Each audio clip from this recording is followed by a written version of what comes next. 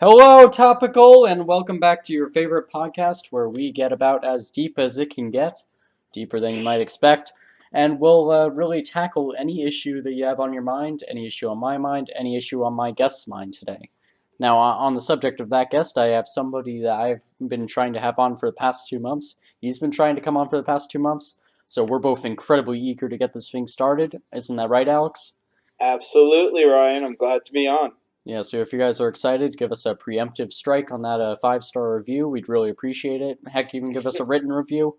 And yeah, let's get right into things. So, just looking out my window right now, what's on my mind is this snow thing. Do you think Virginia does enough to prepare us for snow?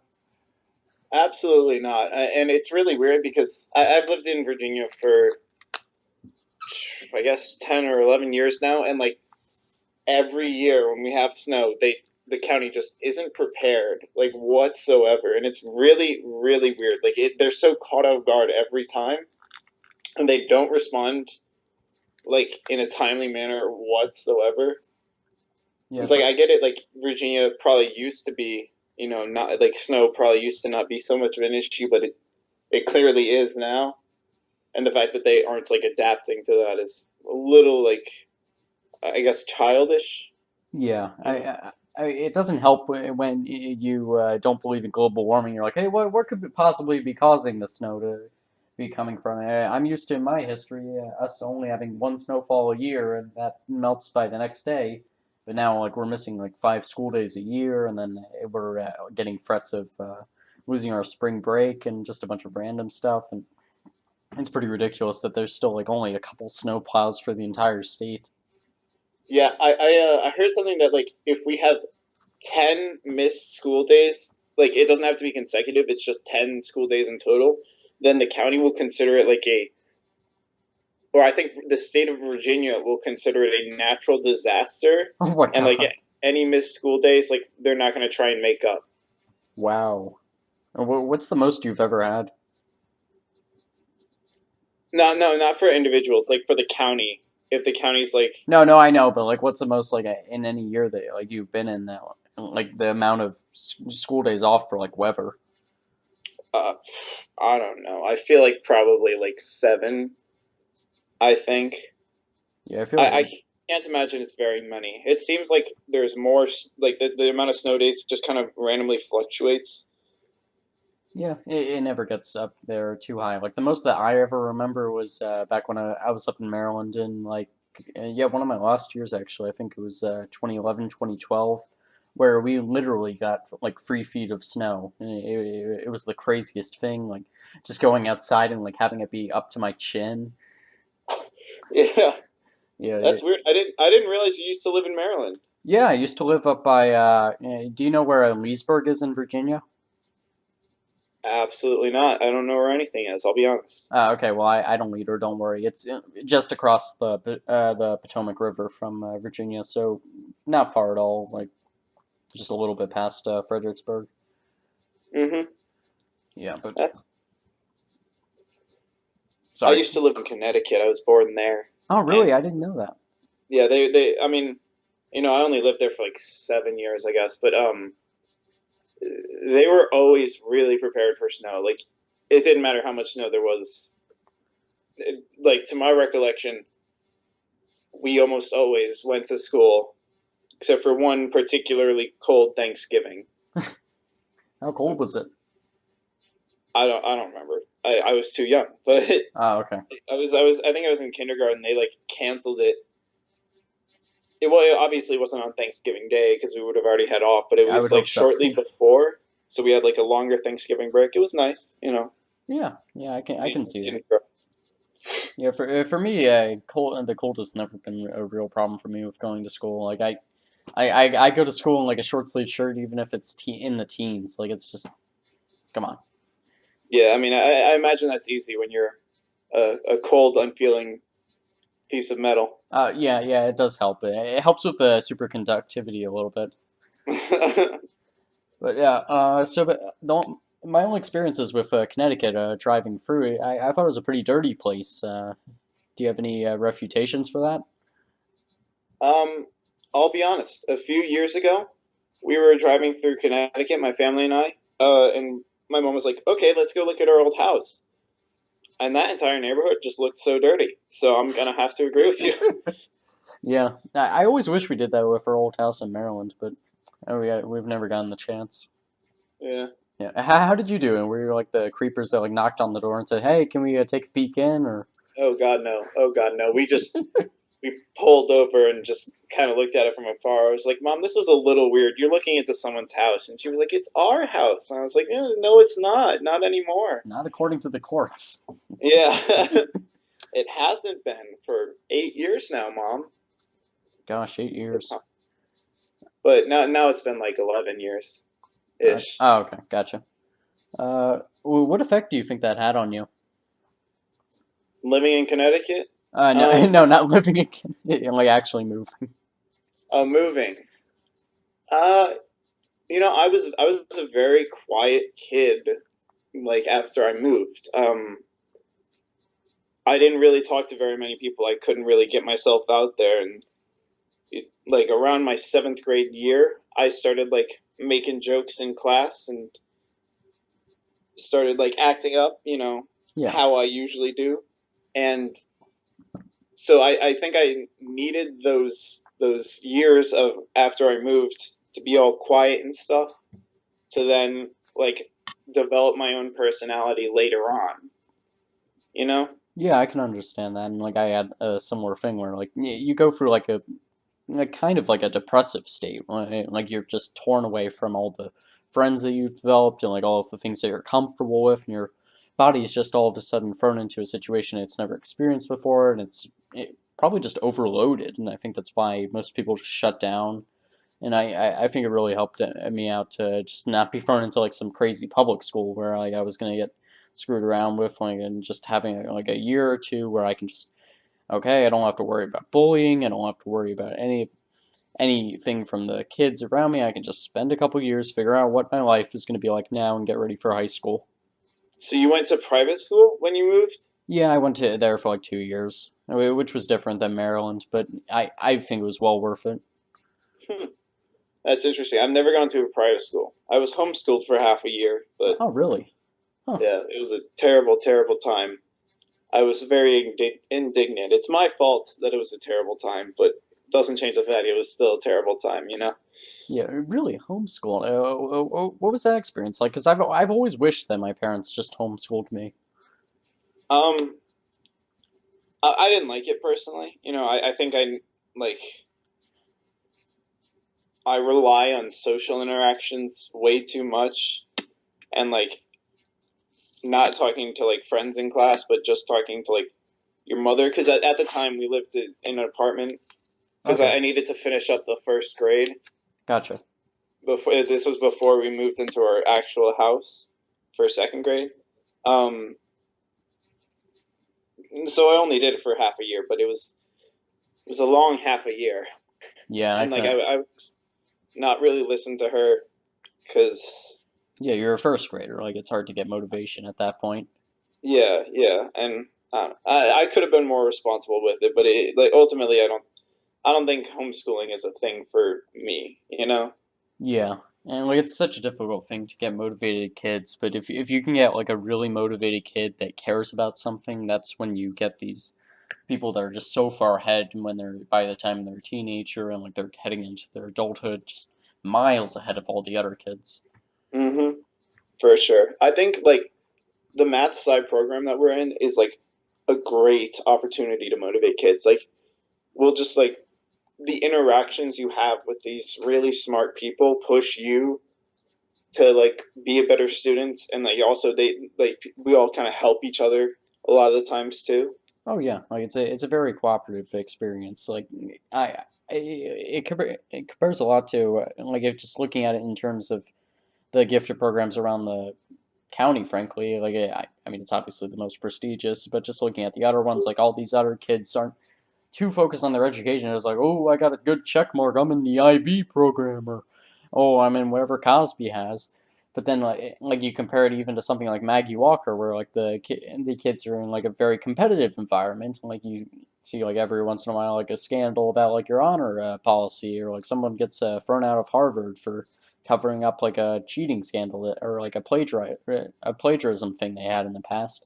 Like you just don't see it here. Like everyone is friends with everyone else, and everyone's friends with their teachers, and like you never see bullying even in the normal school, which is absolutely bizarre. You see gang Yeah, violence, but yeah, you know, that's neither here nor there. yeah, yeah, Um, I think yeah, the great thing about Math Sci is it has the rigor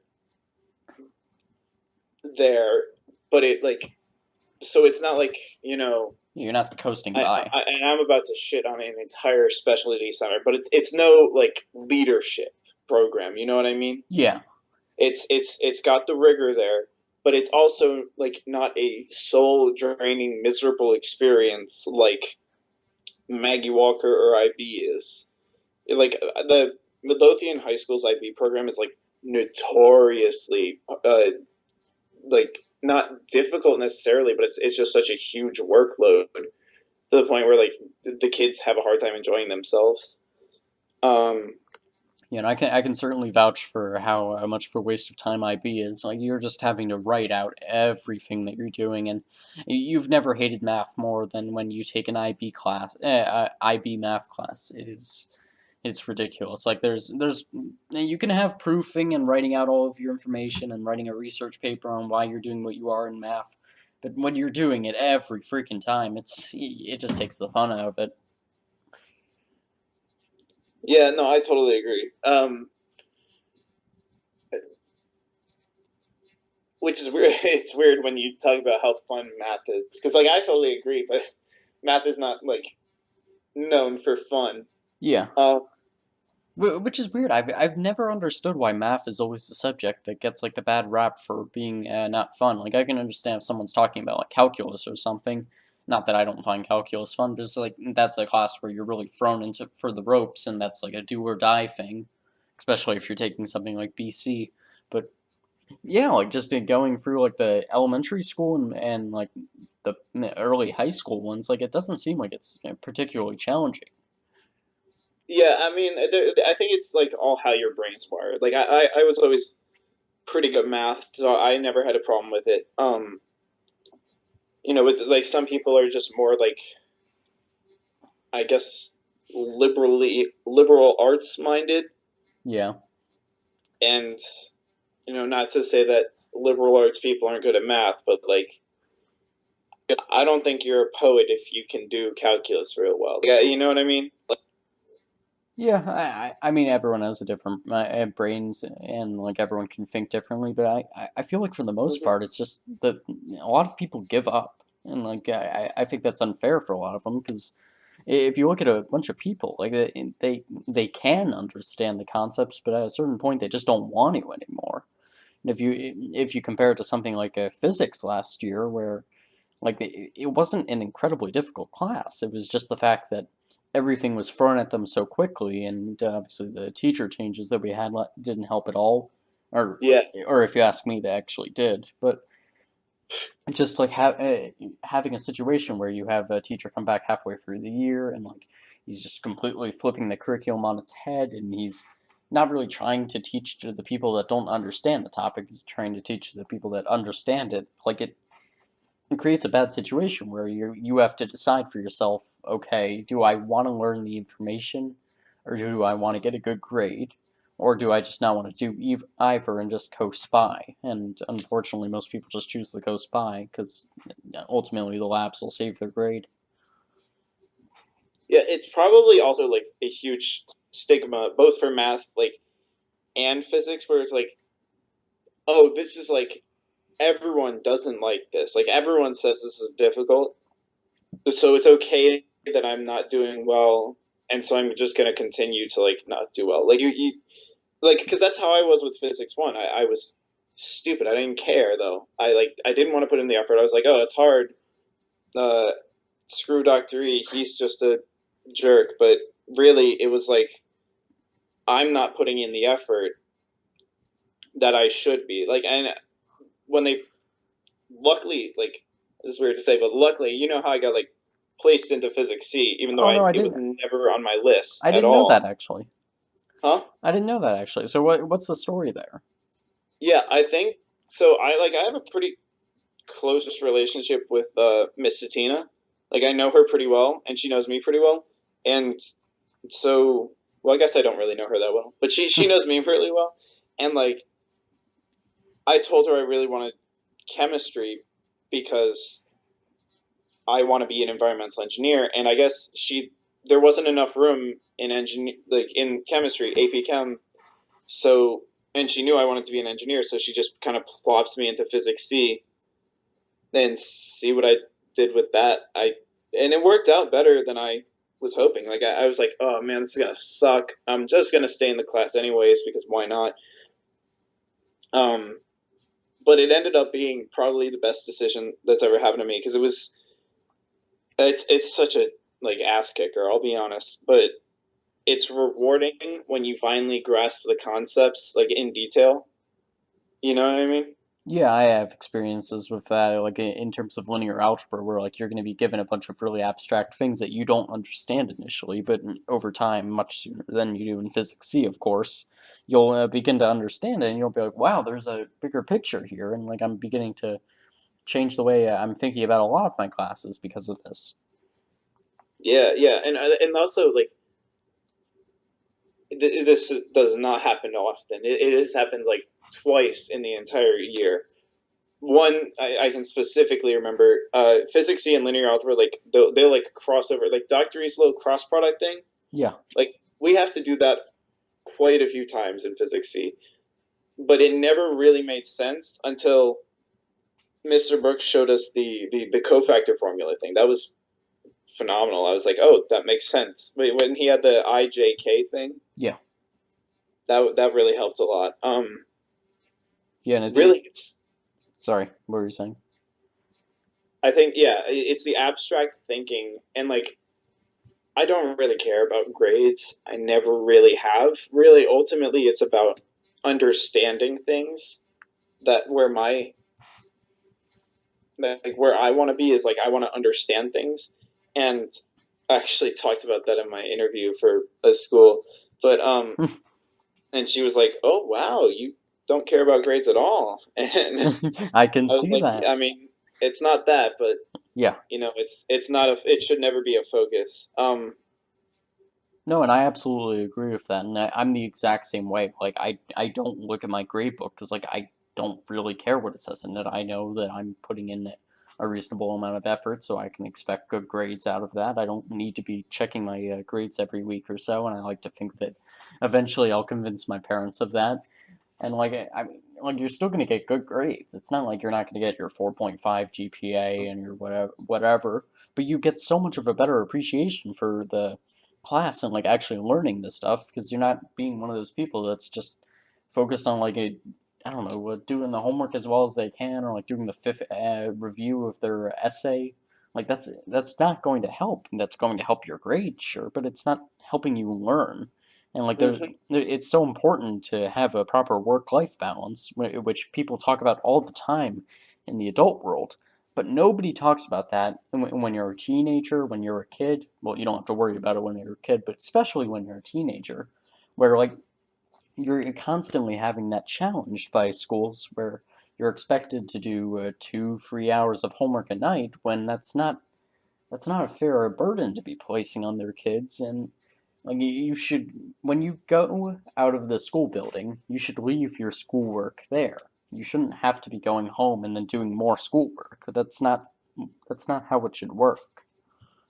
Yeah, I totally agree. And like a lot of people like recognize that like that's why our generations are like burning out and like that's why like mental health problems are like on the rise is because of the immense workloads high schools are giving people, but they're not really like no one's really doing anything about it. They're like, yeah, we had to work hard in school too, but it's like not to the same level that we have to now, you know?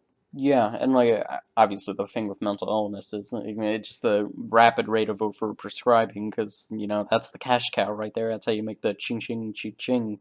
But I yeah, agree. but if you look at a comparison like Japan, a lot of people would say they're one of the most overworked populations in the world. And then when you Just compare that to them in China, but China has, I'm not going to address them because they have the opposite problem of their growth rate, where Japan is actually, its population is starting to die off a little bit because, like, literally, people getting into the adult world are saying, we don't want to have kids. We're concerned about our future, and right now we're working like I don't even remember the number. I want to say like 60 hours a week, and like we can't just come home and like we have to take overtime, and we don't have time for a social life. And if you look at their high school, how it works, like they have a pretty similar work day to us, but then after school they go to cram school to prepare for the entrance exams for all these colleges. So they do that until like 6 or 7 o'clock at night, and then eventually then they can go home. Like that's incredible stress on a person, and it, it's not setting up them well emotionally, but it's not setting them well physically either. 'Cause you just don't have a lot of time for yourself. Yeah, there's too much of a focus on like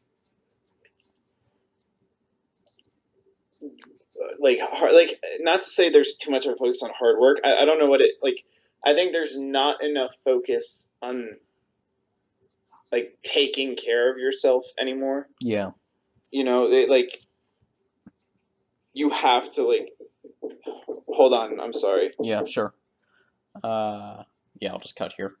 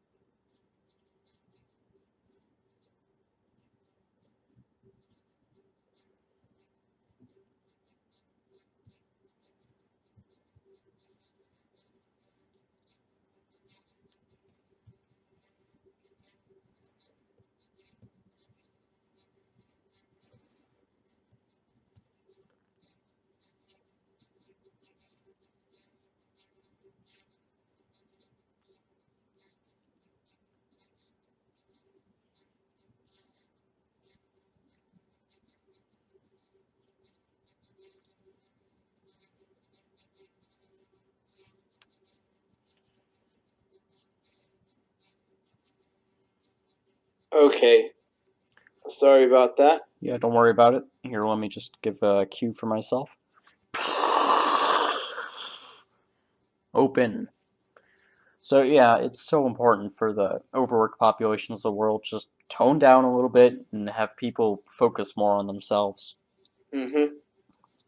Yeah, just And also like social interactions are like so important, and I feel like that goes like underappreciated. oh yeah, because most people just look at it as, oh, you're wasting your time, or oh, you could be working right now, but your work becomes better when you're a more relaxed person. And when you look at things like some of the communities with the highest centennial rates in the world, those are some of the most just communities that are most bonded to each other. If you look at some of those Sicilian communities, like they're not healthy, like they're always eating pasta, or like like they're not focused on always exercising. But what they do is that they're very tight knit, and like there's a very strong togetherness there, and like and they would all say that, oh, we're very happy and we're always spending time with each other, and we really genuinely care about each other. And that's something that we miss a lot today. Is like we don't look at the psychological aspect of things, and we we, we try to like not we just ignore it because either we're not confident in evaluating it, or we say, oh, that's an uncomfortable thing. 'Cause, hey, what if I have a mental illness? and like we're just kind of scared of it because we don't understand it as well as we need to. No, I totally agree. Yeah, and one of the other things on that is crap. I lost it. What was it? Hmm. I don't know. Okay, I guess we're moving on then. Yeah. Okay, so what country do you think handles it best right now? Like just in terms of how its government sets up its education system, because obviously America is not doing very well at the moment. No, not at all. I'll be honest. I'm not that well informed on foreign education standings, but I think doesn't France have a pretty good reputation when it comes to like Yeah, it seems like a lot of mental those health? more liberal European communities are doing pretty well for themselves. I know Finland and Sweden are usually at the top of lists. Obviously, Southeast Asia is always rising up, and it seems like they pay their teachers pretty well. But it seems like one of the biggest things that they all do is they don't have homework, so that's a big thing. But the other thing is they try and make learning as fun as possible. They don't want to make it burdensome, and they want to make it so that the kids are having fun when they come in and they enjoy learning. Because if you enjoy doing something, you're going to want to do it in your free time as well. And I think one of the biggest things that people don't realize is what makes the smart people smart is sure their genes, but it's also because they like what they're doing. So they do it outside of school as well. Like the people that are the best at math aren't the people that just it clicks with them automatically. It's the people that are also going home and like they're watching number file or like they maybe proof in their free time. Like this kid I did a pre-college program with, he made me feel real bad about myself. Or like just people that actually take time out of their day to do the thing because they enjoy it. And unfortunately, a lot of people have negative stigmas of people that are good at things, and it just pushes them even farther away from them. hmm And like also a huge thing to consider is like there's so many teachers that just do not care like Oh at yeah, all. They're just come in, they're there to get paid, and then they walk out. Like it's like engaging the students isn't something they're interested in, and it's not like you can have some federally mandated policy as to how to teach because too many people will just not care. yeah, and we've seen that's gone with between SOLs and even AP tests in a lot of places. hmm And just on that note, that's something that's really easy to forget being in a program like ours where you were getting the cream of the crop of teachers and literally getting former college professors coming in and teaching to high school students. And that's an amazing experience for us, and it really fosters our enjoyment in learning. But we forget that, like, our Spanish teachers or like our economics and personal finance teachers, that's what the normal classes look like to everyone else. And that's pretty scary coming from someone who's like completely dissuaded from being interested in Spanish just because they had such crappy Spanish teachers. Oh yeah, absolutely. Like Spanish should be something that we care about, but it's not. It's a joke of a class where the teachers will threaten, "Hey, you better speak Spanish or else," and then they'll never follow through with it. And English is commonplace in every Spanish classroom. Doesn't matter what level you're at. Oh yeah, and like where like they're not even taking the fact that they're teaching the course seriously because like you'll learn in like Spanish too. Okay, here's the preterite, and then Spanish 3. Okay, here's the preterite, and then Spanish Yeah. 4. Hey, you ready to learn the preterite, guys? Like it's just you're not even pretending that you're teaching us this stuff. Like we're just wasting our time. And if you feel like you're wasting your time, why should we feel like we're getting anything out of this course? And like the one guy who actually tries, he's everyone's just like, "Why are you trying? It's Spanish. Why don't you just do your other homework?" Or like it's very just depressing, honestly, because I like Spanish. I like speaking Spanish. It's an enjoyable thing. But when I'm just constantly in a class where everyone is just being down on it, or like I'm next to some person who is just openly on their phone texting and like isn't even pretending to hide it, like it just gets infuriating because like could be such a good thing, and like nobody cares enough to make it that. No, I agree. Like I feel like because I took Spanish for 5 years, and I feel like the majority of my work was spent like Just busy doing work. like little packets, and like no one really cared enough to do it. We would all just kind of copy off of each other. Like I'll do three, you do three. Yeah. And It like, was whatever, and I agree. It's all about the mindset you go in with it. Like, why are you trying? This is Spanish class. Um, and that's totally the mindset I had, and like part of that is my fault, but like a huge part of it is like the lack of engagement, the lack of you know oh, absolutely. And like, it's so hard to be an island of yourself where like everyone around you is saying all these things that you can only hold up for so long. And like, you need some kind of positive reinforcement, even from the teacher being like, wow, Ryan, you're really trying hard in this class. I respect that. Thank you. I wish everyone else in this class would do that. But no, instead you're criticized or you get a worse grade because you're not constantly using Google Translate or like, it's just it's just incredibly frustrating, and unfortunately, like it's been something I've been happy to be out of, and that makes me sad because I want to have a better appreciation for foreign language because it's a powerful thing to be able to speak another language and understand how it works. But I mean, when it's just set up the way it is right now, it's just not something that's viable. yeah. Like it's something that like I originally took because like my grandmother's Mexican, and I never met her, but like I wanted to learn more about the culture, learn more about the language that she spoke. Um, and like after about a year, I was like, I don't care. I like well actually no, very early on I didn't care. I I had like this really bad teacher who like just didn't. We would have quizzes every few class, but every other class was like, all right, talk amongst yourself, do whatever. I don't really care. Um, and so I just put in like negative dick effort and got out what I put in because like I actually the verb tener. Yes. I didn't know how to conjugate it or what it meant Yeah, for that's the not great. entirety of Spanish one. That's 100% on me. I was just a moron then.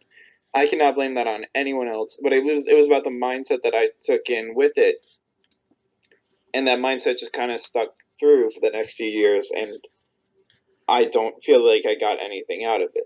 You know. Yeah, and that's really unfortunate, and like more so than I wonder if some schools should like I know in a lot of middle schools they do like a comparative language course where like you get to see how a bunch of different languages course and that event like work and that leads you into taking eventually taking a single language. But I wonder if they should just stick with the comparative aspect because like just the other day I was talking to my mentor at Dairy, and he was explaining to me how Vietnamese works, and I literally could not believe that they don't have conjugations in Vietnamese. If they're talking about the present, they use a present verb. They're talking about the past, they use a present verb. A future, Really? they use the present verb. They're talking about themselves, same verb. They're talking about someone else, same verb. Someone else is talking. You want to go, I go, me go, she go. It's just the same thing every time. And it's just beautiful because you've made a system where you just have to know a couple hundred verbs and then you can speak essentially perfectly. And like that's incredible. Yeah. No, I back in elementary school, the school I went to, Greenfield, uh, Greenfield. I've I heard went there for stories. fourth and fifth grade, Yes. and I'm sorry, what? I said I've heard stories. It was a fine school, but in like they had this little compare. I guess it was a comparative language course where I think it was a part of history or something. But like every year, we would learn about two languages. I believe. I Okay. honestly might be wrong about that. It might just be one, but I remember Spanish, Chinese. No, no, it was definitely two because there was like Spanish, Chinese, German, French, and I think like Latin had been taught in the third grade program. Um, but I wasn't in it in third grade, Yeah. so like that definitely like opened my eyes up to languages, and it was like really cool. And like we made food, and we like just kind of like immersed ourselves in the culture. We did a lot of stuff to do with the culture. We didn't do any like unnecessary packets, Yeah, because like at you least. don't learn from that kind of stuff. You learn from just inundating yourself with the language, and you learn from not being able to speak your own language. Just putting everything that you have from English at the door, and you say, "Okay, I'm just going to speak this other language for the next hour, and let's see how it goes." And just you experience the day in terms of how they would do it. You eat their food. Just you talk like they do. You learn like they do even. I know a lot of Spanish teachers, like the ones that are really trying to do a good job, like Mrs. Perot tried to last year.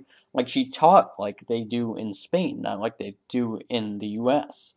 So like she was actually like trying to change the way the class actually worked, and unfortunately it was too late because it was a Spanish 4 class, so it was full of people who were just used to terrible instruction.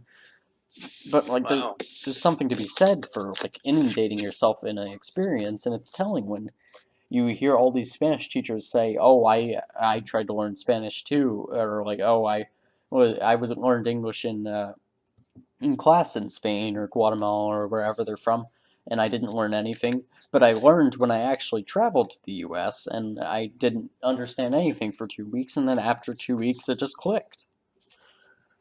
Yeah, I mean, like it's definitely like a necessity thing. Like at that point, you have to learn the other language, so you just kind of do, which is really like rather impressive how our brains work like that. But I just lost my train of thought. I'm sorry. Yeah, back when I had Perot in Spanish for freshman year, it was probably the biggest joke I've ever done. Like we watched El Internado, Yeah. a Spanish soap opera, and like sort of answered questions on it. Not really. Like we would turn them in, and if you only had like half the questions answered, it didn't matter. You were going to get an A. And we were just kind of like tell each other the answers like right in front of her, and like she had told us not to do that, and we just kind of got away with it anyway. Like Yeah, at a certain point, you get beaten down as a teacher, and I was seeing a lot of that, and I think honestly it was just a fact of me trying to compare her to Mrs. Riho from the previous year, and just being like, okay, I could have Mrs. Perot, or I could have Mrs. Riho, and this is a big improvement over her, so I'll look at it like that. But yeah, I definitely saw those flaws as well. yeah, and like also, hmm, never mind. Okay, would you ever want to travel to another country that doesn't speak English and like just move there and live your life? It doesn't speak English. Honestly, Spain. Actually, Oh, okay. funnily enough, I think Spain, the Spanish culture is a phenomenal culture. I'm actually writing an English paper about it. Oh, Um, really?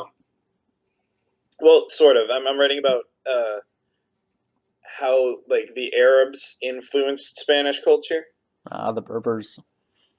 Yeah, like it's really it's a dense history, but there is not a lot of information on it. Like it is hard to find information on it, and I don't know why. Like it happened for like over 700 years. It should be so easy to find, um, Yeah, but it's just not. And that's weird that they don't talk about it more. I was just gonna ask if you were looking at like the Catalonia region, but no, then you're clearly looking at the Iberian area. yeah. I mean, like it's yeah, it's definitely like the in the south more than the north because like Yeah, after they lost to, Charles I mean, you Martel, remember the Charles Martel the Battle of Hammer. Tours Yep. that Mr. Fout would always talk about. Yes. The oh my god, I just lost my train of thought again. What's wrong with me?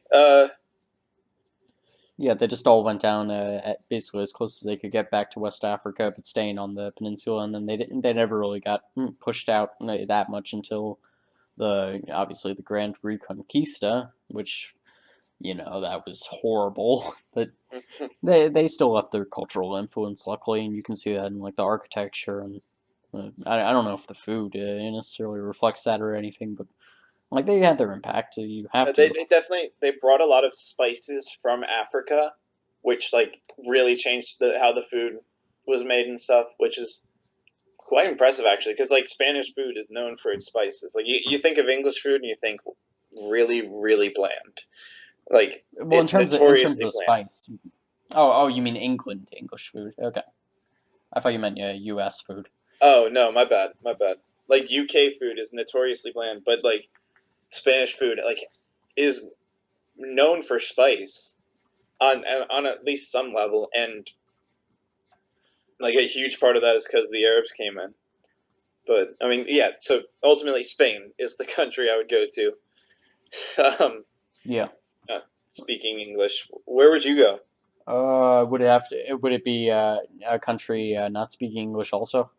Yeah, yeah, Yeah. So if it was English, it would be Australia easily, but we've already been over that. So yeah, yeah. We talked about that.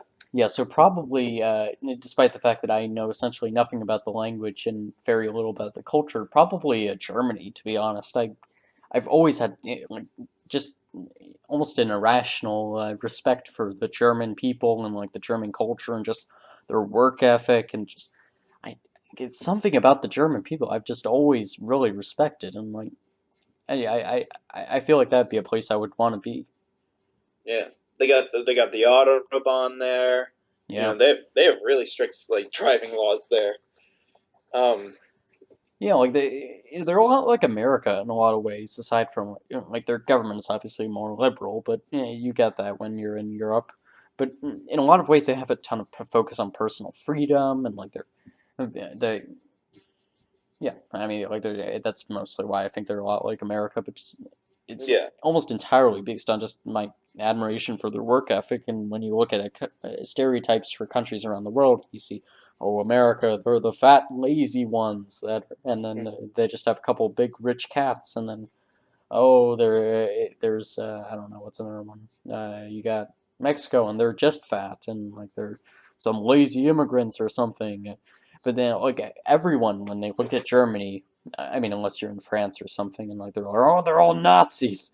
They're just like wow, the German people they are incredibly hardworking and they will preserve through anything, and like you don't hear bad things about them. At least ever since Hitler's been thrown yeah, out. But yeah. I think we're past that. I've heard a few bad things, Yeah, but but I mean like present day Germany. yeah, no, like they have they all like almost unanimously seem to have this weird respect for rules, Yeah, and like I don't know what they have in their water there that makes them respect rules so goddamn much. But like in America, yeah. we're Nobody could. almost known for not respecting Yeah, rules. nobody Like cares. it is a common thing to see an American getting up to some tomfoolery, but it is like Germans. They're like, no, we're not going to drive without a license. And out in California, it's like, oh, why wouldn't we drive without a license? You know? Yeah, and like yeah, I think that it's interesting then that my favorite country in the Asian area is also Japan, which is also a very rule abiding country, and I honestly wonder if that's just like a counterculture thing to America, like. Oh, I'm so sick of going to the DMV and seeing all these people who are just trying to cut in line, or being like, "Oh, I gotta wait 10 minutes, or you're kidding me, I'm gonna be late to work," or like, or they're like, "Oh, I gotta go to jury duty." I'm like, "I want to do some freaking jury duty. That sounds like fun."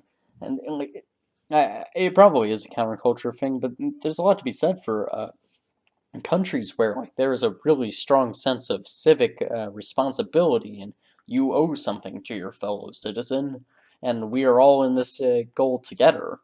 And like, there's obviously a difference between that and nationalism. Something else I hate about the U.S. But yeah, like I just really respect that in countries. Okay, I want to return to that nationalism thing. Yes. But real quick, it's kind of funny that like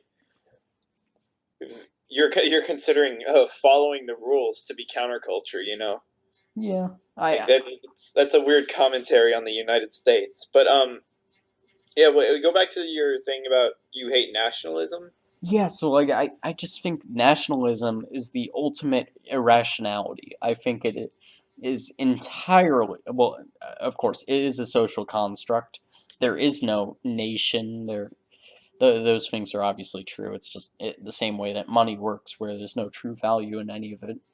Yeah. But I feel like Yeah. it's entirely a propaganda device, and it's just the country trying to drive up morale so that they can rely on the country for support in a war endeavor or just anything that like they need support from the country from. And I think it's absolutely absurd. There's no reason I should be more inclined to support America in anything over any other country just because I was born there and just because I was raised there. That could have happened in any other country, and I'd be silly to. I go out and be like, God bless the USA, and I love my guns and whatever, and like just that Yeah, doesn't make yeah. any sense. No, like there's this weird attachment to being this ideal red-blooded American, drinking on the 4th of July, shooting off fireworks. It's like, and I have never even understood it either. Like, I don't think it's that serious. To your nation is not that serious.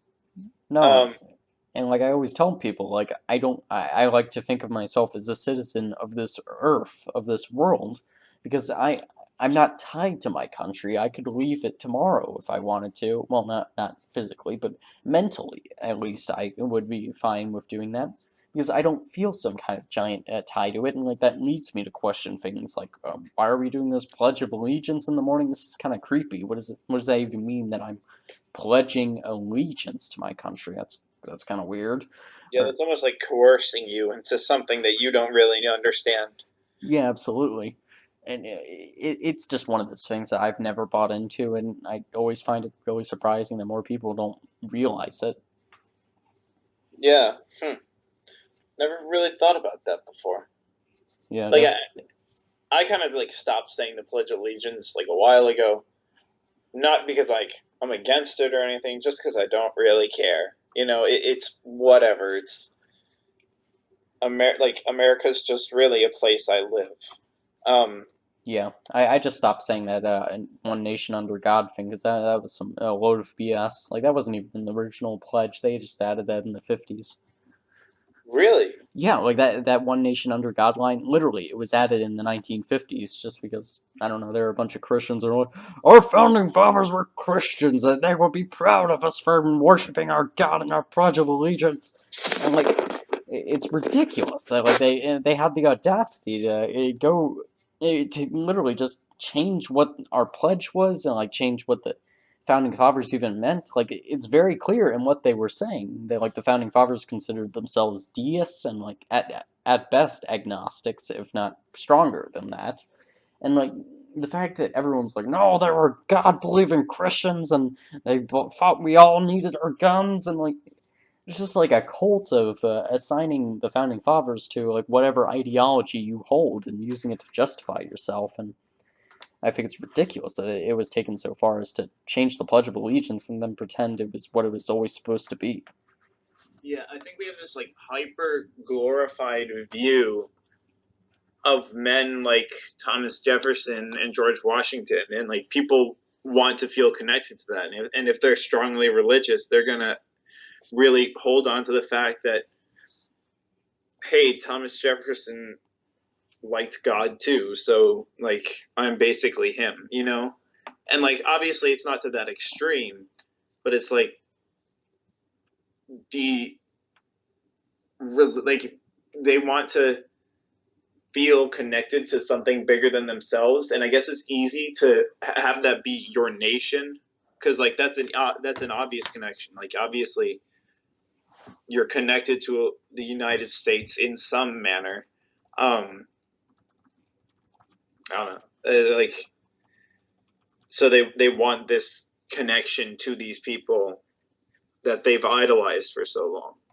Yeah, and like it's really weird that they do it. And like it's just like a fixation with the founding fathers that makes absolutely no sense. Like they look at it like their word is gospel, and that our we should be running our government in terms of what they say. And like it, why on earth should we be doing that for just why should we be following the if not the rules, then like interpretations of a bunch of people that lived 250 years ago over what common sense is now. And just like this idea that it's always better to stick with the status quo and what was originally written than to make changes that even make sense today. For what? For just the sake of not changing things and protecting what's currently in place?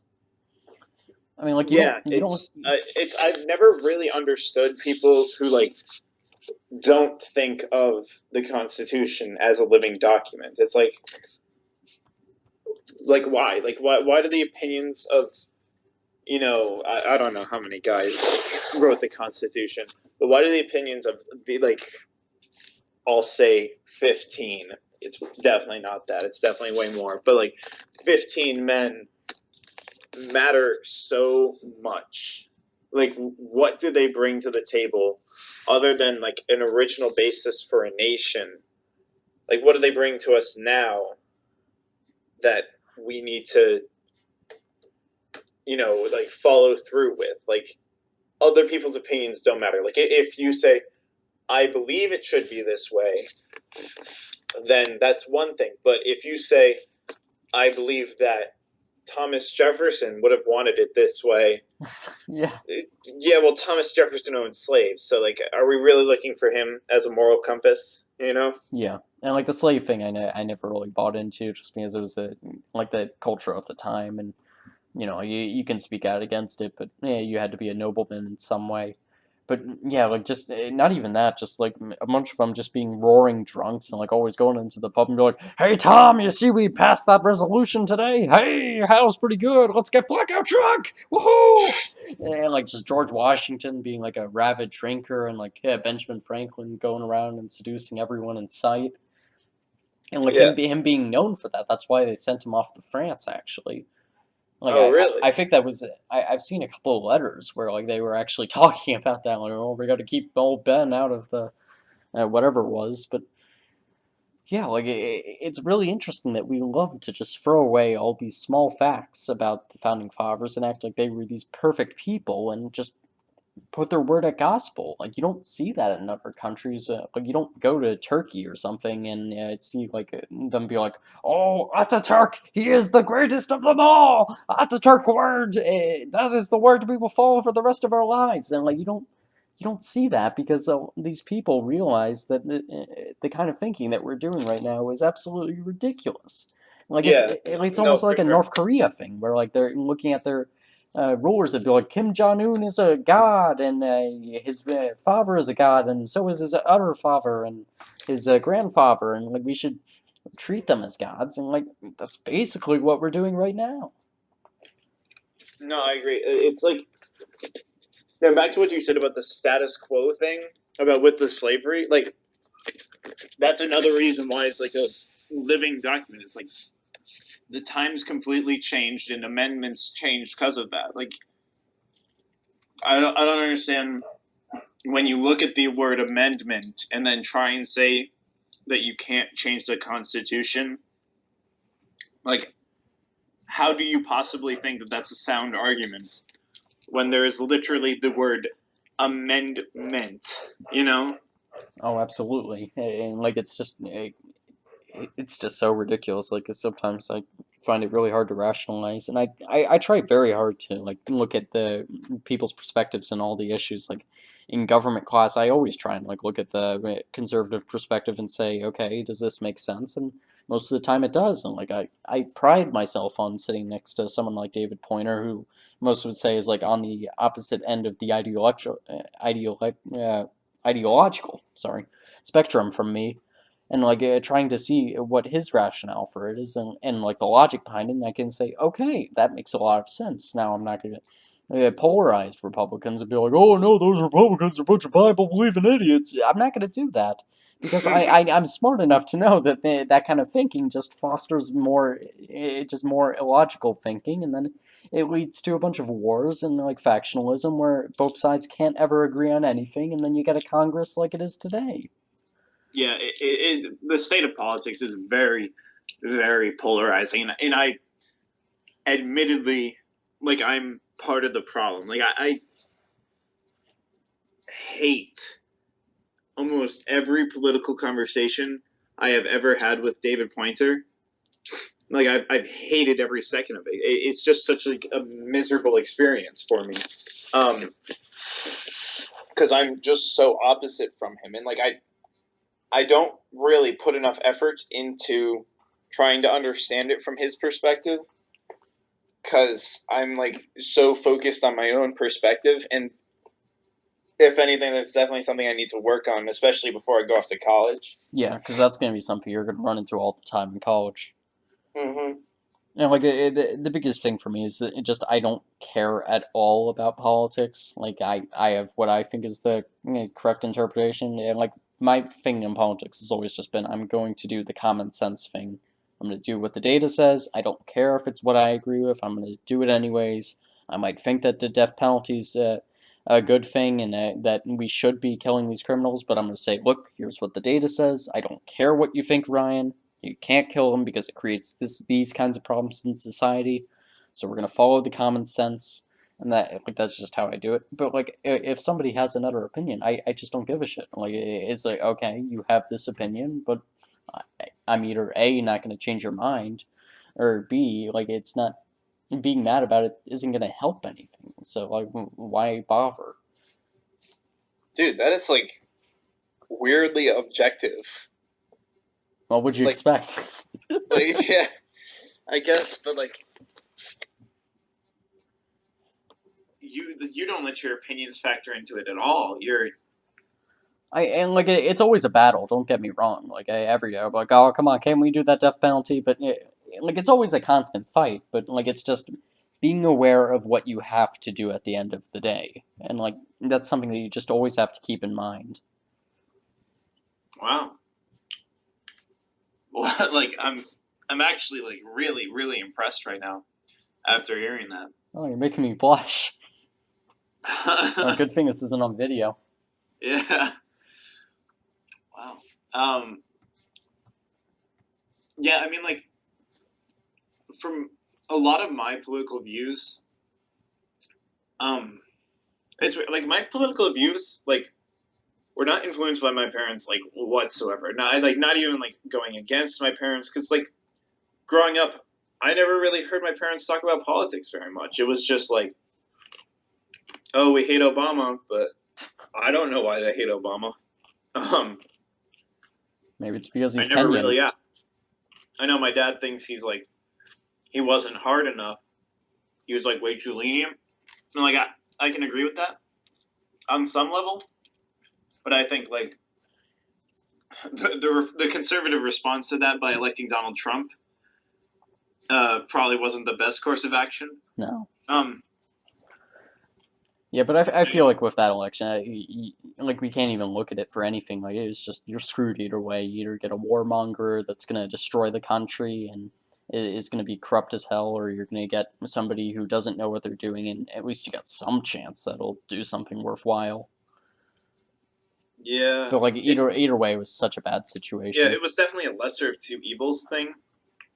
Um, and it's definitely really shown through Yeah. with the fact that like it's basically a bipartisan issue to hate the Trump administration. Oh yeah. And like if you talk to Republicans, they'll be like, "No, we hate Trump too." Yeah, it's not no one, but like it's weird because they hate Trump for different reasons. Like Yes. liberals hate Trump for what he says. Conservatives kind of hate Trump for what he does. You know, Oh, like absolutely. they feel like they're being cheated on his promises. Um, and also like he's also being weirdly like not communicated with the Congress at all. Yeah, like I've definitely seen that, and like it's pretty alarming the kind of turnover that's going on within his personal office. Like it's at some point you have to wonder who's even controlling him because like clearly he's not getting what he wants either. No, no. It's just weird, and like also like all this news will come out. I don't even know if this ended up being true or not, but like I heard something that like they weren't allowed to use global warming when writing about papers to Trump or climate change when writing about papers to Trump. in some meeting. Did you hear about that? No, I don't follow the news at all. Oh, okay. I could imagine it happening. Yeah. That was weird.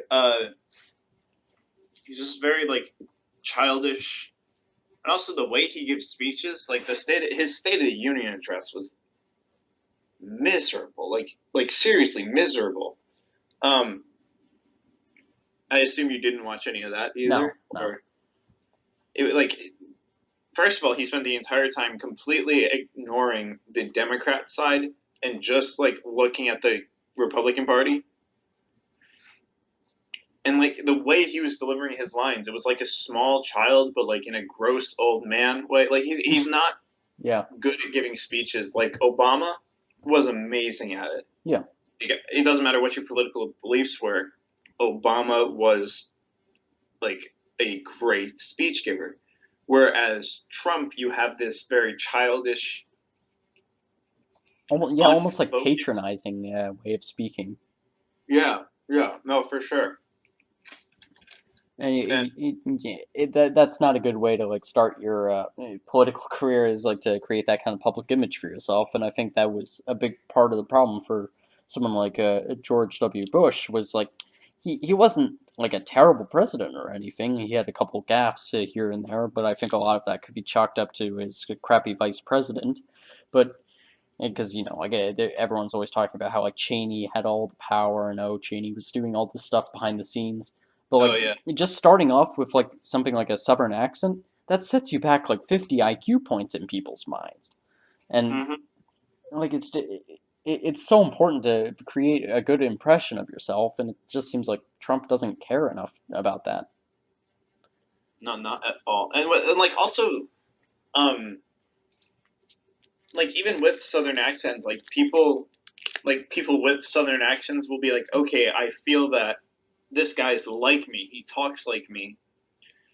Um, I can connect with this man. But with Trump, there's no one that really talks like him. Like I don't. Yeah, like it's not even a New York style. It's just it's entirely his own thing. I, Yeah, I do his wonder if he like crafted it for himself or something. It is like very just out of nowhere. yeah, it's really bizarre to be like that. Like there's a lot of pauses when he talks, but like it's not like effective pauses. It's just kind of random sporadic pauses. Um, Yeah, I, it's weird. I'm not a huge fan of him, but my opinions don't matter. He's in office, so yeah. And it doesn't help anybody to have him do a bad job that just screws us over. yeah, yeah. You kind of have to deal with it. And like impeaching him would be Like that's possibly the worst thing we could ever do. yeah. Like I mean, like Mike Pence would be any better. I mean, maybe it'd be a little better, but not that much. Like the only thing, like if anything, Pence is like way more, I guess, polarizing than Trump is. Because he has the political experience under his belt, but he's got such strong conservative beliefs to the point where it's like I don't really think that's what we need in our country right now. Yeah, like the last thing we need is a president pushing us even farther to an extreme. Like I think in a lot of ways, despite what people would like, is we needed a president like Obama where his main focus was to just have the Congress working and just have bills being passed and just regardless of what he wanted, just make sure that things are happening within the government. It's not getting shut down. We're not having an economic crisis. Just make sure everything is still happening, and that's obviously going to trend towards the middle ground because that encourages compromise. And obviously, for Democrats, that's something that they wouldn't like because you're not always getting the Democrat win, and that's something Republicans aren't going to like because it's coming from a Democrat. But I think that was something that the country really needed, especially after George W. Bush, where everyone's like, "Woohoo! We finally got rid of him!" And but I don't know. I feel like he doesn't get enough credit for that. But obviously, he just exited office. You always see that with the leaving president. They always improve over time in people's minds. Yeah, yeah. I'm almost like really curious to see how the midterm elections go because like Yeah. you would think all right, people are really not happy with how things are going right now. It'll probably be a lot more Democrats this time. Well, that's what you always see when the frankly, regardless of the approval polls for the incoming president, you always see the other party bounce up, and obviously, if there's low approval ratings for the party in power, that's even higher. But what I'm really concerned about is apathy at this point. But yeah, it's like it's definitely. I feel like a lot of young people who would have otherwise like voted for more liberal side, um, just don't care, especially with how polarizing politics are now. They like, I don't want to talk politics because like people are too afraid of their own Offending. emotions and the emotions of other people, and they don't want to get heavily invested in these heated debates. But really, you like, it's almost like um, a doctor telling a patient they have cancer, which is a weird comparison, but like, hear me out. Yeah.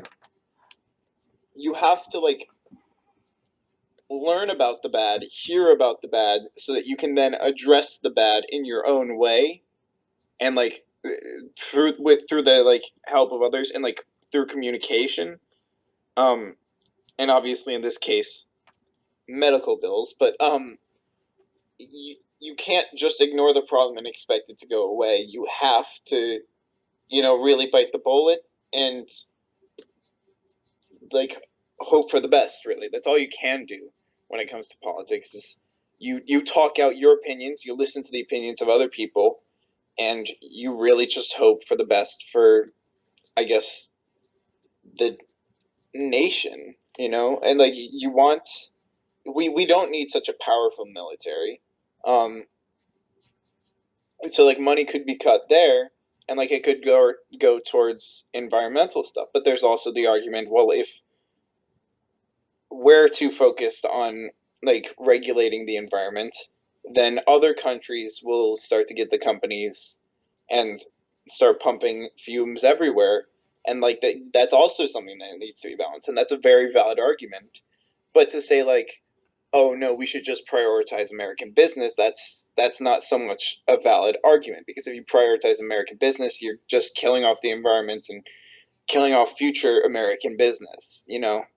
Yeah, and it's all about what perspective you're coming from, and yeah, like certainly from an environmentalist perspective, supporting something like business wouldn't make any sense. But from the perspective of a CEO or the perspective of someone who's like a white class citizen, they're just working in the business, and they're like, "Wow, I would love to see some profits going to my business." That certainly that's another way of looking at it. But I think the biggest problem with how people talk about politics today is, and like frankly, throughout history, I think this has been the case. I don't want to act like all of a sudden we're in like a new plight. I think that's another problem with people, is that people define themselves by the opinions that they have and not their ability to arbitrate decisions.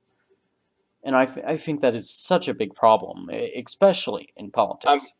I'm not really sure I follow. Okay, so There was a lot of big words, and I can't handle that many big words. So yeah, don't worry about it. So, basically what I'm saying is, let's say, okay, I'll give like a weird example. So let's say I love Chromebooks or something because I'm looking at a Chromebook right now, and I wouldn't want to be anywhere without my Chromebook, and I would hate to have anything bad to happen to the Chromebook. Now, let's say Google comes out and says that, and like I always tell my friends, oh, I love the Chromebook. The Chromebook is my girlfriend, or I don't know, whatever. And I hope you don't do that. no, But don't. go on. That was a bad example. But Yeah. let's say Google comes out and says, "Oh, there was a malfunction in our Chromebooks, and we no longer feel confident in issuing these, and anyone with a Chromebook should probably send it back and give a recall." And then all of my friends are saying to me, "Hey, Ryan, you idiot! Why you like the Chromebook? The Chromebook sucks." And then like suddenly, I feel like I'm being personally attacked for that opinion. That's the exact opposite way of you should be thinking about it. You should When that happens, you should immediately say, "No, you're right. I this was a silly opinion I had, and I shouldn't have had that." So you should be defined by your ability to reconcile your opinions and to judge them, and not the opinions themselves. Like if you're a sports fan or something, let's say, I don't know, you're a Patriots fan or something. The Patriots have been pretty successful in the past couple of years, and you're like, oh, I like the Patriots. They're a good team or whatever. And like the Super Bowl comes up, and you're like, I'm rooting on the Patriots, and then the Patriots lose, and everyone's like, aha, your team lost. And you could be offended by that and be like, oh, this is a personal offense to me. You're saying my team lost. You're insulting me. Or you could say, yeah, my team lost. Oh well. So like it's so important to separate yourself from the opinions and the ideas that you have, because you're a separate person from that. Yeah, it's almost like a an extreme version of buyer's remorse. You Oh, know, that's where great. you feel like, hey, I brought this thing. I want it to be great, so it's gonna be great. Um, And like the sunk cost fallacy, where like you feel like I've invested emotional energy into this thing, so it must pay off, and I will be with it until the dirty end, and hoping that it will eventually return some of the satisfaction that I've inserted into it. hmm But like also that's just kind of how humans are. Like we're just kind of like we find these things we're attached to, and we like it's hard to not associate yourself with something that you're attached to. Oh You know, yeah, and I don't necessarily think it's a bad thing to feel that way, but you also do have to look at like I agree. You do have to look at like the objective. Okay, well, what about the greater good? Like like not obviously not the greater good, but like the greater good of rooting on the Eagles in that Super Bowl. sure, Yeah, sure, sorry, that was a bit of a non sequitur. yeah. Um, hmm. Maybe that's how like Ooh, that was a brutal non sequitur. yeah. But no, like basically what I'm trying to say is, like I think it's so important for people not to. You said that's why people, that's what people do, but I think it's so important that you have to try at least and rise above that, because ultimately we are our own devils. Like humans are inherently intellectually lazy. That's how it goes, because our brains are trying to be the most efficient that they can. You only have so many resources to work with, and it helps to be efficient with those. It doesn't help to think through problems thoughtfully, because what's 1% of a gain when it requires 100% more energy? So like I just think it's so important that you have to try and evaluate for yourselves instead of letting your brain decide for you what is best for you. Because unfortunately, not a lot of people think about the fact that they don't have a lot of control over their decisions, and like the fact that their unconscious mind, it has a much bigger role than they think it does. And like I think a lot of the problem comes from the social construct of free will, that people feel like they inherently are making every decision that they make, when in fact you have very little control. That's like real deep. Hold up, I we don't got a status alert. We got a status alert. Status alert. 2 hour delay tomorrow. 2 hour delay. Yep. Ah, All right. I'm sorry. Is my dog being picked up by them? Oh yeah, yeah. I think it adds Yeah. a little. Okay. Yeah, I'll Hold give on. you a I'm gonna second. go shut him up. Yeah. All right. Hopefully he's humane about it. I would hate for any dog harming to go into the making of this podcast. We're no meat packing industry here. We don't pack our sausage casings of. I'm gonna stop that analogy before it gets too weird. Hmm. Yeah, it seems like Virginia always is doing these 2 hour delays, and to be honest, I thought we were going to have just fourth period canceled today. So I was in my college comp class actually. That being one of my favorite classes, as you may or may not have heard. And the college comp class is like on a room that's adjoining the edge of the school, so like it has these giant floor to ceiling windows, and like you can always look out, and nothing's ever happening because it's not actually showing the ground. But it was really funny because when we came back from lunch today, it was snowing like crazy out, and we were like, oh my god, it's a blizzard. Sweet, I have a test next period. I'm not gonna have to take that test. And Miss Haley, our teacher in that class, was like, "Ooh, I wonder if we're gonna have school for the rest of the day." And obviously, I just go to our hope up, but no, nevertheless, we did have that test, and it was pretty interesting after school because I made the poor decision to stay after for academic team, which may or may not have been a good call.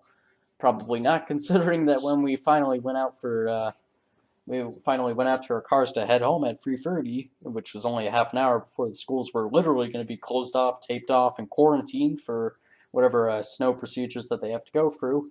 It was incredibly snowy out. I had to take off my glasses because I thought they were just going to get snowed up, and I still don't have windshield wipers for my glasses, unfortunately. And yeah, I thought we were gonna have a big problem driving home, and I don't keep an ice scraper in my car, so I was like having to try and get one for my friend. But Okay, Ryan, yeah, that's just ignorant. no, you know what? You To know not have what? an ice scraper in your car, that is. You know what? I had a whole conversation. Speaking of the county being unprepared, what about Ryan You being know what? unprepared? Okay, there is no usage case where you ever need an ice scraper in your car, and I'm really glad you brought this up because this has literally been like an ongoing argument with my dad for like the past month. So Okay. I'm glad I get to really beat someone down about this. Because you know what? I don't care what I said a couple minutes earlier. You are tied to that opinion, sir. Hold on. Explain to me why you don't need an ice scraper. Okay, so there is no usage case where I will need an ice scraper in my car. If I'm at home and it is snowing out, then I will not need to drive anywhere, so I will not need an ice scraper. If it is not snowing out and it's just icy on the front of the car, on like the windshield wiper or something, I can turn on the heat in the car and the defroster, and it will defrost after 10 minutes or so. If I'm at school and it starts snowing, either they're going to cancel school or not enough snow is going to accumulate on the windshield for me to be worried. If Okay, I'm if but I'm they're like $3, Ryan. Yes, but I think it's very I have one at my house. I choose not to use it because I think it adds a lot to the okay, now I'm gonna come off like a crazy person, but I think it adds a lot to the aesthetic of the car to have as few things in it as possible, and I think it helps a lot with my minimalist mindset, at least in terms of that, where I only have the things that I need in my car, and like the things that I know I'll forget, and like if I add another thing, that's just something that's always going to be in the back of my mind, regardless if I'm thinking about it, because it's going to be in the back of my trunk. And like I'm down to bring it if there's a use case for it, but I never feel like there is. And in college, if I have my car, yes, I'm gonna bring it because there's a scenario where I don't know, it's the weekend, it starts snowing or something, and I might actually need to use my car. But if it's the weekend and it starts snowing now, I'm not going to use my car because I'm an antisocial person. I don't go out over the weekends. So wait, you plan on bringing your car with you to college? No, no, frankly, I don't. But I'm just saying if I did. Oh, if you did. Yeah. Speaking of which, do you know where you're going? No clue. I actually got my third decision back over the weekend, so that was sweet from Rensselaer, and got in obviously. But yeah, Obviously. yes, well, yeah, I guess it wasn't obvious, but I mean they gave a scholarship, so that showed how much they wanted me. But you know, Yeah, that's nice. yeah. What do you want to do? What do I want to do? That's a great question, and unfortunately, it's probably going to take me another 2 years to really answer it properly. Luckily, they're going to give me some time on that, but Yeah. what makes me really struggle over it is I like doing everything. Like I'm a weirdo in that I love talking about history. I love doing math. I love writing. Like that's not something a lot of people know about me, but I really enjoy writing too when it's on my terms. I really enjoy foreign languages, as we previously established. I really enjoy science. I've always loved my classes. I've been having a ton of fun in general bio this year, and so like that's just the start. And then like I'm also incredibly interested in statistics and economics, and then Oh, sorry. Go on. yeah, I didn't mean to interrupt you. yeah, I don't was worry just about saying, yeah. So like I really don't know where I want to go with myself, and like it's a bit difficult, and I'm assuming I'm just gonna have to choose something at this point. And my line of thinking so far has been I'll just go into doing math research because that's what I've been doing this year at Derry, and that's been pretty fun. but I mean, my biggest thing is very consistently after about 2.5 weeks, and this is something I've seen since I've started time tracking, I always get sick of what I'm doing, and I want to do something new. So I'm concerned about what that's going to mean for like a workplace system. Yeah, that'll be weird. What? Hold on. What is this? You're saying derivate? Like you mentioned it earlier with Oh, the yeah. yeah, yes. So, sorry, I forget who knows about this and who doesn't. So, DARI stands for the Dean's Early Research Initiative at VCU, and it's basically just a research fellowship where I get to go into a VCU and work with PhD students and what's the and mentors who are like professors there. I get to participate in their research and lead some of my own, and it's been a ton of fun because like I get to actually use the skills that I'm doing this year. It's been really funny because like I'm sure every class period you hear Yash being like, "Oh, we're never gonna use linear algebra. Why am I wasting my time? I should have just taken stats." But like I go after school after that, and then I use linear algebra, and like I go in and like that complex number stuff that you saw today. That's the kind of stuff I'm always using at Dairy. I tried to bring up a conversation about quarter neons today because that's the real stuff that we use for something for like our one project with the Microsoft HoloLens, which is just like one of the VR things that Microsoft is putting out. It's like supposed to be more applicable to the workplace where you can just look around and like put your paper and like up on like an imaginary wall and look at it and like turn your head, look at your email. And like we have to use very advanced mathematics for that because you're on the cutting edge, and like you have to actually apply like four-dimensional spatial geometry, and like say, okay, if we're rotating a pen in the fourth dimension, what does that look like? How do we represent that on a graph? And how can we, I don't know, how do we project that onto your field of view? And just like seeing all the math behind that, that's been amazing. And like getting to use computer science in that as well has been really fun because computer science has been something I've always enjoyed. And I think what's really saved me there is I only have to do that like I only have to do it 4 hours a week, but I like to be a masochist with it and do it like 8.5 hours a week. But I use the term masochist very loosely. I don't mean in like the dirty sense. But Yeah. you know, like it's just something that I've been really thankful that I haven't gotten burned out with, and I'm concerned that like if I change that from doing it 8 hours a week to like doing it 40 hours a week, then suddenly the fun leaves it. Yeah, that sounds like an amazing opportunity. Oh, absolutely. Damn. Um, I like no one our age is doing that. Like that's really really impressive, Ryan.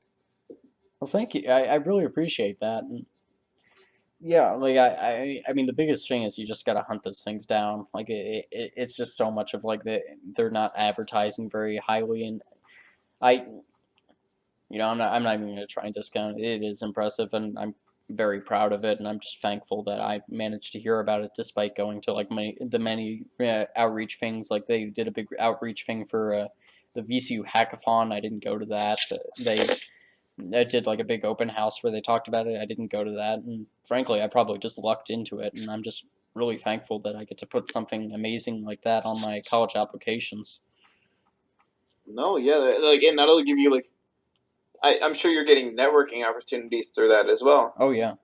Like, like one of the first things we did was sign up for LinkedIn, and like I'm certainly finding out about what opportunities I can get in college, and like I've been talking about like some of the professors at research universities I've been applying to, and they're like, oh yeah, if you get accepted, I'd love to do something with you. Like this one guy at Stevens, like I mentioned this earlier, I did a pre-college thing there, and like we talked about it like throughout the program, and he was like, you dude, I would love to do some research with you if you got in. If you are considering this school, I would be really happy about that because you're the kind of undergraduates that you're like one of the kind of undergraduates that I want to be working with, and that makes like this undergraduate research opportunities, like the ones that they offer at that school, really special. You brought up like he said if like if that school is where you're interested in going, and like shoot me down if this is too personal, but like where are you interested in going? Like where do you think Oh you're no, no, that's not too personal. okay. Hopefully none of the colleges still listening to this because you might not hear your name. But Yeah. well, here, do you want me to just go down the list of all the colleges I applied to? Yeah, I mean, sure, and then like let me know like the top ones. Like where's your number one? Yeah. And Okay. Let me see if I can pull that up real quick. Nope. Okay, we're going on the seat of her pants. Okay. So I applied to. I'll just go in-state schools first. I applied to Virginia. Well, here I'll do like a synopsis on what I'm thinking about it at this time for each of them. So I applied to Virginia Tech. Very sure I'm not going there because I want to. I want to go out of state. I've been thinking about it, and like it's been so important for me in my life to, at every phase of my schooling, to just start completely anew with nobody and like no chance that I'm gonna run into somebody, and just having a completely new mindset where like I don't know anybody and I can remake my life if I want to. So like that's a big reason I don't want to go to Virginia Tech. Pretty much the same reason for UVA, but also I had like a really bad experience on my tour there, so that didn't help. William and Mary is probably the school that I'm most considering for in-state right now, and it has a decent chance of me going there if I got in and like didn't get into a much better school. But at this point, that doesn't seem incredibly likely, seeing as I got a scholarship from that school that I think is pretty comparable to William and Mary. And Wake Forest, I would lump into that same category as William and Mary, a liberal arts school that's pretty close by. But my problem with that was always that that's a little too far south for me, and I already feel like I get too like I've never been fond of the South, and like North Carolina is basically the amalgamation of like all the problems in the South beyond like something like Alabama or Georgia. I think South Carolina is probably worse, but you know, Yeah, go on. yeah, I feel like you just don't hear enough about South Carolina today, but I think that's just because we expect it at this point. Yeah. Yeah. So those are like the schools that are nearby. Going up up the coast, we have let's see how high up do we have to go? All the way up to I'll just do like the mid range schools because like I'll save the Ivy Leagues for last. So I also applied to Stevens College, which I keep mentioning. It's just like a technical school in Hoboken, New Jersey. I always want to say New York, but it is literally right across from the Hudson River. Like Oh, really? yeah, it is like right on the waterfront. If you look up like view of New York from Stevens University, you'll see how close it is. It is literally across the river, and which was really surprising because it took like 2 hours to drive from Hoboken to New York City. So that just shows you how horrible the traffic is. But Oh my God, New York City is the most miserable place. yeah, It is so way too many people for its own good. Go on. oh yeah, especially Manhattan. But uh, yeah, it definitely evened out once we got to Queens. But that's Stevens, and I'd probably I'm not gonna say I would want to go there, but it's probably right behind one or college that I'll mention later for schools that I would want to go to because I really had an amazing experience with their pre-college thing. So the next one, going a little west, would be a school right like south of Troy, New York, which is like an hour south of Albany, which is Rensselaer Polytechnic, which is the school I just got into.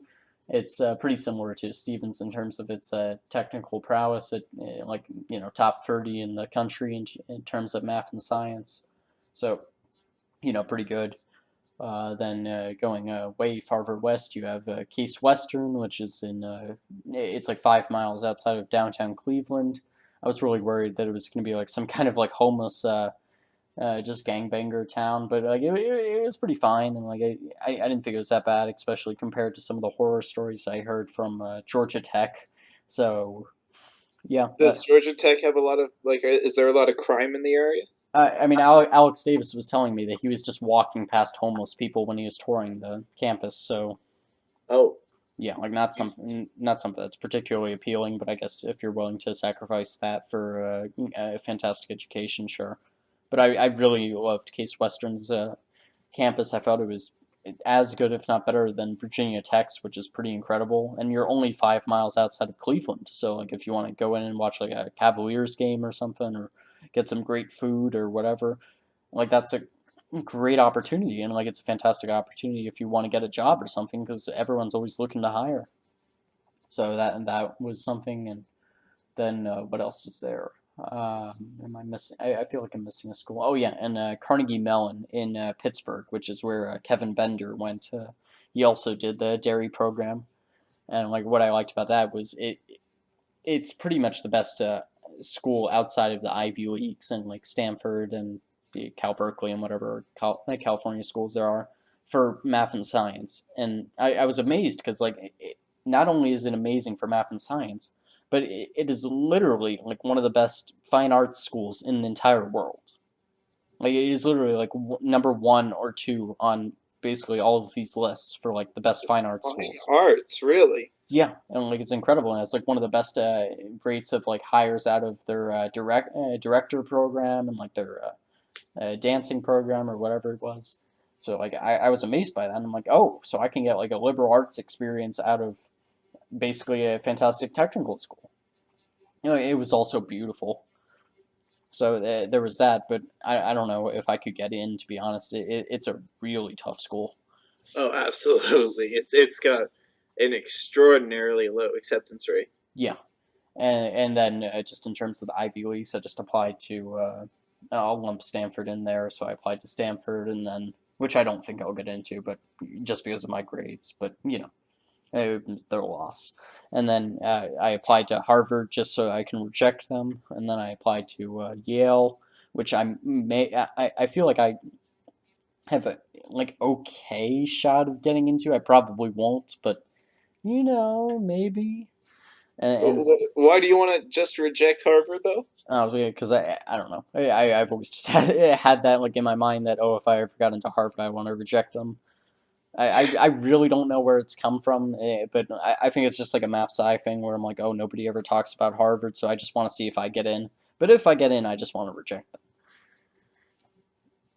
I really don't know where that's come from, but I assume if I actually had the acceptance letter in my hand, it'd be a lot harder, but who knows. So yeah, Yeah, that. yeah. You're all talk, and then you get into the position where you're actually in the school, and it's like, Oh, oh, ooh, yeah. that's new. Yeah, definitely. And then, so I applied to those two. Then I also applied to MIT for early decision. I didn't get in there, so that sucked. But, you know, I I didn't mean, really think I was going. MIT is an absurd school. Like they're really really weird about like accepting people. Yeah, and like I mean, people talk about how UVA is weird about accepting people, but like that's nothing compared to these schools. Yeah, yeah, because they like I would say UVA is a really competitive school, but like those like MIT is prestigious. You know, it's like a Yeah, I mean it's literally the top of the top, and like if you want to get into engineering, that is as good as you can do. oh definitely. Yeah. So do you think engineering is like a potential where you want to go? That's pretty much the only thing that I've ruled out at this point, to be honest. Aside from like fine arts, just because I've never enjoyed engineering for some reason. Hmm, that's weird. Yeah, it is weird. I know because like a lot of people on my side are like, "Oh, I want to be an engineer," or like I really enjoy engineering, but no, it's just something I've never really liked, and I don't really know why. So that's something. And then the last school was Dartmouth, which is pretty much the best chance I have to get into an Ivy League, and I feel like it'd be a tough decision if I got into say Case Western versus Carnegie Mellon versus Dartmouth. Yeah. Do you think like so like Dartmouth is big with business, isn't it? Yes. So do you think like you would go into the business field? Like obviously you said you're not really sure, but like do you think you would do business? Like I feel like the business would be the one thing I would try and stray away from because I what's the word for it? I don't want to say it's too corrupt for me, but like it's just it's too gross. Like you just always having to like shake people's hands and like be like, no, I loved working with you, and you're like, I hate your guts, and like yeah, just yeah, it's very it's a very button up system, and like I don't like that. I was gonna like I just couldn't imagine like you of all people doing business. You know. Yeah, despite the fact that like I'm always the person wearing like khakis and like a black polo shirt every day, but yeah, like I'm like and like I'm a very professional person, but I'm not in my mindset and like I'm not in the way I talk to people, and I feel like it would just weird me out if every day I had to like not tell people jokes or have to watch what I'm doing. I have to always say, "Hey, Mr. Smith, how's your day going? Did you see the sports ball game last night?" And Like pretend to care about people that you don't. yeah, and like just to pursue your career, like that's just it's such a gross thing. No, I totally agree. I never thought about it that way, but like business was never anything that I was interested in going to, anyways. Yeah. Um, So yeah, I guess that's the very long summary of all the colleges that I applied to. yeah, you did. You applied to like what 16, right, in 16, total? yes. Jesus, that is a lot. Yeah. And it was absolutely overkill, but I'll be honest, half of it was just because I wanted to know if I would have gotten into the school regardless if I wanted to go there. Because like that's something that I don't want to be like 50 years old and be like, gee, I wonder if I got in, if I just applied to Harvard, if I would have gotten in. Like even if I didn't want to go there, but like just to be able to say, oh, okay, well I know I wouldn't have gotten in, Yeah, like just yeah, for an that's true. ease of conscience. It's like the opposite of like what a lot of people do, where they'll like get way up in their heads when it comes to applying, so they'll only apply to like a nearby college, and they won't apply to like a really difficult school to get into. Yeah, and then they might lose out. Who knows? Hmm. Do you think you're gonna try and get a graduate degree? Oh, 100%. Yeah, Like one of the I big thought so. yeah, like one of the big things for me has always been I want to build upon what my parents did, and like both my parents got masters, so I'm like, okay, baseline for me is masters, and ideally I would love to be Dr. Moret because that's really always been something that my mom has instilled in me, and she's like, okay, if you're not going to be a medical doctor, I want you to at least prove that you really in your education has amounted to something, and like and she's like, I basically worked through my master's program, like it's not that impressive to get a master's, not sorry, master's thesis writers, it, it's you're doing good work, but there's a lot of you master's people, there's not a lot of PhD students. So like that's always been something I'm thinking about, but I'll see where I'm at 23 after that's a lot of schooling. Yeah, no, for sure. Um, so do you think you would like go straight from your undergrad to graduate, or like would Yeah, you like yeah. take a few years and Well, okay, I see where you're getting at. Yeah, like, would you want to get ingratiated into like whatever field you're trying to get into? well, really more about like building financial stability for yourself, but also yeah, that like getting used to the field as well, like the actual workplace field. Yeah, so like one of the biggest things I've been thinking about doing, and like this was something that I decided on essentially after my first college visit, where they talked about this, was my first out of state one. They didn't talk about it at UVA, but just doing a crap, I forget what it's called. Basically, what it is like over the summer, you go and intern at a business, and like it's supported by the college, and like the business is like finding actual like viable opportunities for you where you can actually help out and like you can actually learn on the job. It's not some like BS internship where like you're getting the guy coffee or something. And obviously, they're all just saying that, but the college isn't going to want you to put you in a position where that's all you're doing, and obviously you can just drop out if that's the case. Like, so I feel like that's a fantastic way to get build up your networking. And at a couple of the schools that I'm looking at, like especially those mid-tier technical schools, they talk about how like they have like these giant career fairs, and like obviously every college has a career fair, but they're talking about how like they have some of the highest rates in the country of people getting hired out of college because they have all these internship opportunities. And I'm really forgetting the exact term that they're using for it. It's a lot better way of describing it. But like where they have like 70 or 80% of their people getting hired almost immediately out of college because these kids have been working in their fields, and like they've been working with the businesses, and what business wouldn't want to hire someone that they know already rather than some unknown prospect? Yeah. So like that's something that I'm trying to do as much as possible is just not waste the time and make sure that whenever I'm not schooling, I'm getting ready for past schooling. Hmm. Yeah, I mean, like internship opportunities, like you when I look at a college, like UVA used to be pretty high up on my list. In fact, it was number one at one point. But like from what I heard, that UVA's engineering school didn't have a lot of internship opportunities, whereas like other schools I was hearing about, like Virginia Tech, Duke, NC State, which I actually didn't even end up applying to NC State, but they had like a lot of internship opportunities, and like the internship opportunities were huge, like lots of money to come from them. And like I don't think if I go to Duke, like it would be fine, or if I got into Duke, it would be financially responsible for me to go. I think it'd be a lot smarter for me to go to Virginia Tech, but like you really do have to look at like, and where am I going to get the money opportunities, and where am I going to get the networking opportunities when I'm done with my schooling? Like it's a huge thing to think about, Oh, and I definitely. feel like it's not something that like was talked about enough, like when preparing people for college. Like over the years, I never really heard make sure you go to a school with a lot of internship opportunities. It was just kind of something that you're Oh, supposed to sorry. figure out. Sorry, I just Which sneezed. My bad.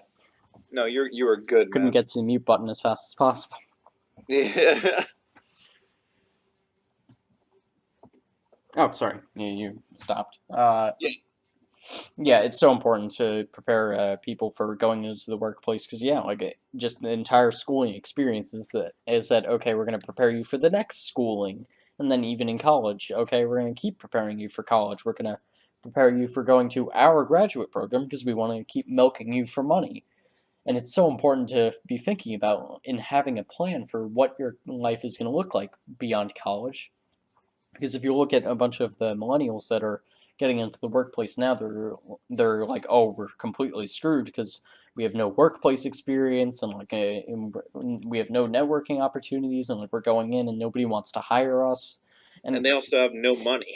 yeah, and they have no money either. And like it's a really big problem, and it's tricky to see what like they can do better. But like it seems like the biggest thing is that they have to be leveraging their college opportunities more. And like beyond the money problem, like if you don't have money, you're kind of screwed. But you know, Yeah. Yeah. Hey, like it's really weird because no one is on an equal playing field. oh yeah, like Like that's an entire social construct right there. Is that like everyone is equal? that is complete like an utter bullshit, and like it's just it's weird that we still like kind of have that mindset though, that like here in America everyone has the same opportunities, but no, that's not true. Because it all depends on like your financial situation starting out, your race, unfortunately, Yeah, your gender. Still, like it's really, really messed up. Like these long standing stigmas that have been, or I guess not stigmas, but like I guess ideals of like this rich white male, um, a generally older white male, like they're still very much way far ahead than like other people. You know, like the top 1% has, what's the percentage? I don't know. They said they have like the top 1% how I has was hearing some like 50% of the huge wealth. percentage of wealth, like of the total wealth. Yeah, and like it's an incredible disparity right there. And like the biggest thing is not to real is to realize yes, not everyone is equal, but just if everyone can realize that they're not equal, but then realize how they can leverage that, or just frankly not even how to leverage it, just become aware of that and use it to whatever advantage that they can. I think it's so important because like it doesn't help you to think that everyone is equal and be all rosy eyed and then have stuff go wrong for you and be like, why'd that happen? Oh man. Yeah, yeah. Like you have to acknowledge, not that you like have to acknowledge your disadvantages, but like you it is important when you go to college to know where your financial and social limitations have previously lied and do everything you can to change that. Absolutely, and one of the good examples that I just thought of for this is like the situation that I'm sure you get also, where like some like a more heavy set person is going to walk up to you and be like, "Why are you so skinny?" or what are you doing for yourself?" And you just like, for some reason you can't say, "Look, man, it's out of my control. I just happen to have better genes than you. That doesn't mean I'm a bad person. It's just whatever." You can't say that. You have to be like, oh no, I work out, or you have to make up some other BS excuse like, oh, I watch what I eat, or like you can't tell them the truth because for some reason we can't accept the fact that we're not equal, and like I mean that like we can't accept that. Like we're not willing to use that as the reason and move on beyond it. We either disparage the people who aren't equal with us, or we use them as a scapegoat, and like it's just a silly thing. No, I totally agree. Um, hmm. I don't know. I feel like that's all I have to say on that subject. Yeah. Do you want to cut out early so that I can make sure that you're not brushing up against your time limit here? Yeah, yeah, that'd be great. And we'll definitely. Uh, I'll try and figure something out tomorrow. Not 100% sure. Like, if school is canceled, I'll definitely be able to figure something out. But if school is not canceled, then I might not necessarily. We'll finish this last hour. I Yeah. promise. Yeah, and either way, we're gonna have to do this again soon because this has been so much fun, and Oh no, you're for sure. I really actually liked talking with you. Like at first, I was like, I don't know. That's like a long time to talk. yeah, and like everyone thinks that going in, but you realize like it's just like normally talking to someone. hmm It's just being recorded. Like it's no different. Yeah. So if you guys liked listening to this as much as we like talking about this, make sure to give us that 5-star review if you didn't already. Like, come on, this was pretty good. And Yeah. then give us a nice review. Just say why you love us or something. Say, oh, I love your sultry voice, or oh, Alex Boland is a pretty cool guy. I want to date him, or whatever. I'm sure that would Many make people do. yeah, I'm sure that would make his day. And yeah, thank you all for listening, and we'll see you when we see you.